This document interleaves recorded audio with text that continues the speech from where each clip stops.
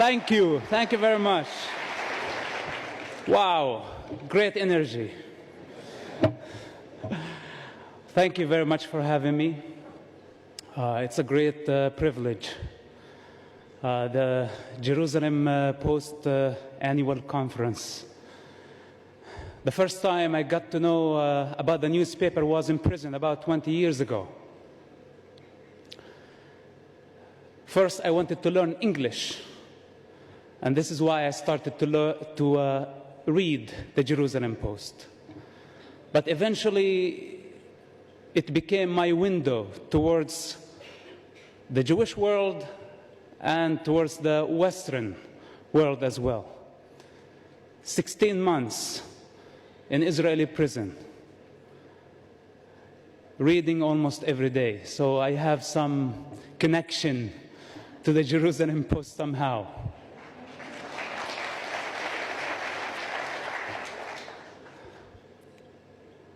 I don't know where to start, but you can use your imagination of the son of a top Hamas leader, and what in the world is he doing at the Jerusalem Post annual conference? They gave me a tag. I don't wear it right now, but they had on it the son of Hamas. And I went through security all the way to the backstage.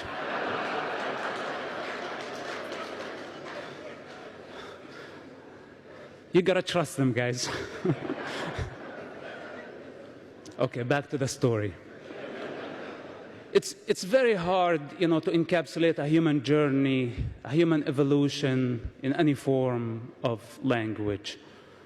Rather than English is not my mother tongue, but I try as much as I can. Truth at those heights cannot be conveyed in any form, actually. Not a movie, not a book, not a speech.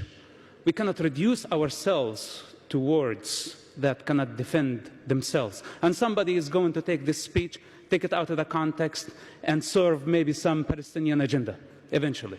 This is how it works. People don't see things for what they are. But I'm sure that some of you, at least, will understand where I'm coming from. So today, if I speak with the authority of experience. It's not from the books. It's not a second-hand knowledge that I got from somebody. I don't represent government or politicians. I represent myself. I am an individual. I am not an organization. And I don't like to take sides, because I don't belong to nations. I don't belong to the crowd. I have transcended this long time ago. But the Jewish nation is dear to me. And when I see nations unifying against the Jewish people, it hurts me. Because at some point, I thought the Jewish people were the enemies of humanity. I thought that they were the enemies of our people, the Palestinian people, until I came to experience what the Jewish nation really is. Through intelligence service, through witnessing the true democratic model in an ocean of darkness, the only light in the Middle East. And I wonder, people here in the free world who think that they are free, unifying against Israel, attacking Israel, isolating Israel, boycotting Israel, BDS and all this hypocrisy. Of course, hypocrisy coming together with political correctness, because it's the same. Two faces for the same coin. In the Muslim society, I witnessed a woman who sent 5 of her children to die in suicide bombing attacks, one after another. She would put this explosive belt on them and bless them and say, "Go kill the Jews," to gain respect in her society. This is hypocrisy. My father disowned me because he's a hypocrite. On a personal level, he's a loving father. But when he puts the Hamas mask that he cannot exist without, he's a monster, he's something else. And this is the problem with that society conditioning. That if you take individuals on the side, they're just human beings like us. Any of us could have or have been brought in that environment, would be conditioned in the same way. The human condition does not differentiate between an Arab or a Jewish person. But the collective mind of the society is representing something. Is representing an ideology, a culture, a state of consciousness that calibrates in darkness, that calibrates in the 7th and 6th centuries. Ruled by tribal lust for power. It have not changed, or it has not changed. Muhammad, and I know that I've been told by people here not to say this, so it does not look like the Jews are going against the Muslims. But we cannot fool ourselves. There is an Islamic problem. Al-Qaeda, Hamas, Hezbollah, Islamic Jihad, ISIS, Boko Haram, all of them are killing by the name of Allah. They're not killing by the name of Jesus. They're not killing by the name of Jehovah. They're not killing by the name of Mahavira or the Buddha or Lao Tzu. They're killing by the name of Allah. There is an Islamic problem, and I think humanity needs to stand against this danger, because this danger is not only against the state of Israel. This danger, thank you. This danger is against the evolvement of mankind.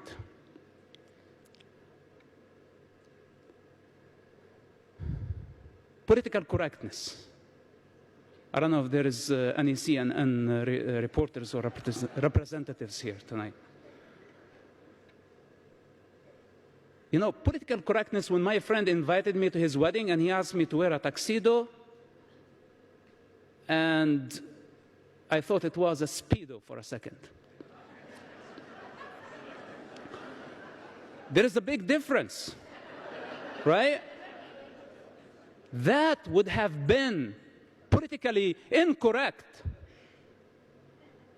But when it comes to matters, universal issues, when we see waves of violence and darkness taking over and spreading, and we choose to stick our head in the sand with the name of political correctness, the truth is that we are afraid. And we are trying not to provoke them more. We are trying not to create a religious war. But there has been a religious war, whether you like it or not. The better way is to face it, to grow up, and face it with courage. This is what I say. The problem is not in the individual. We are not against the Muslim people. I cannot be against my mother and my father and my people. They're just people. And there are idiots everywhere in every nation. But I'm talking about the collective consciousness of nations, of regions, and the cosmic consciousness of all humanity. The Muslim people have a problem, and their problem is in their belief system. They have to face it, and we need to encourage them to fight the good fight, as I did. If I was able, you know, I had privileges as the son of a top Hamas leader. I had something to lose. But the average Muslim person don't have lots of things to lose. They're already living in darkness and misery. If they leave it, it's better for them. When I left, I did not leave misery. I left privilege. I left position. I was paid. I was protected. Everybody wanted me to stay wearing the mask. I am a living example and a challenge, and I will continue to be, to every individual who lives in the Muslim world, that this is the time to grow up, to destroy the walls, and to transcend the conditioning of the society. This is the only way. But to tell them, no, Islam is a religion of peace, we just create the perfect climate for terrorists to keep on growing. I say otherwise. Our problem is not with the individual, our problem is with the belief system. That humanity and the free world need to unify, as eventually, even though it was too late, the world unified against Nazism.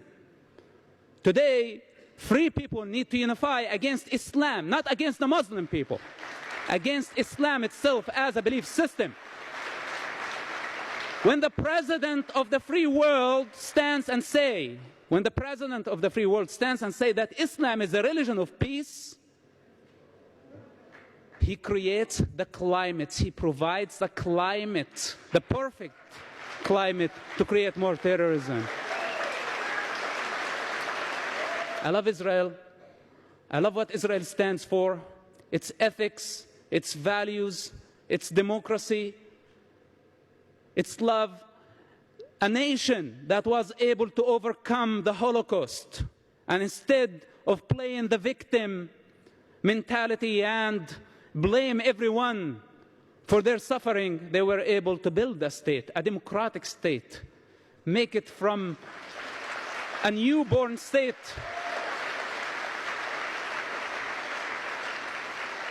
to an advanced and completely developed state in less than 25 years. This is a great example. It has been a pleasure. I appreciate the love of the Jewish nation everywhere in the world. I don't care what they label me. Again, I speak with the authority of experience. If they have anything to say, they can say it right to my face, if they have the courage. But I doubt. Thank you so much for coming. God bless you. God bless Israel. Thank you very much.